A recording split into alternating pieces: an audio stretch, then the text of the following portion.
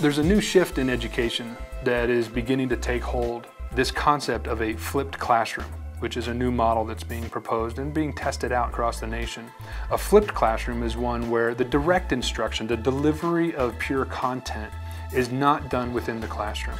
It's actually done outside of the classroom. So you're breaking beyond the brick and mortar school, and you're allowing students to consume the direct instruction content through video, audio, written work, imagery, etc., using whatever technology access they have. Then they come back to the school and they're given the opportunity to then further their exposure to that information, to carry it further, or to ask for some remedial help through the teacher. And now we have a teacher being able to intervene and to be able to work with small groups and individual students on concepts that they had a difficult time understanding. The traditional classroom where the instructor stands up in front of the class and educates and speaks as the expert, that is changing.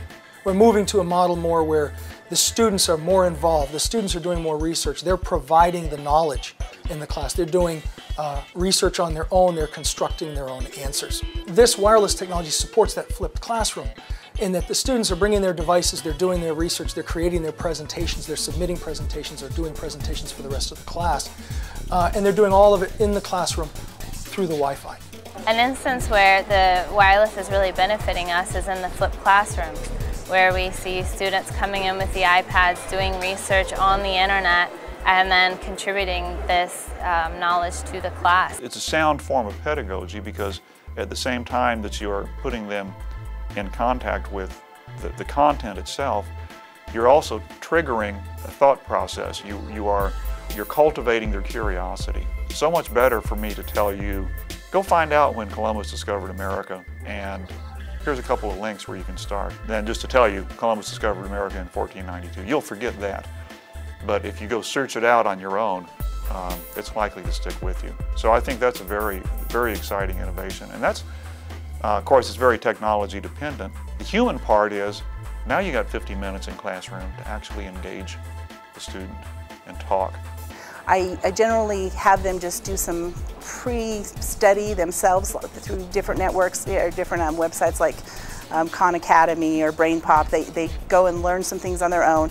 Then we come together for a day or two and we have time where we just talk about what they've learned, and we go over different ways that they've learned how to do it.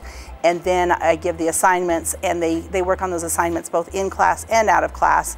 In any given day, we can probably hit on 20 different concepts in my classroom, just because it's so differentiated through the flipped classroom that they're able to do all kinds of different things. The idea that the majority of the instruction takes place at home and the support and therefore more learning takes place at school is where I think education is headed.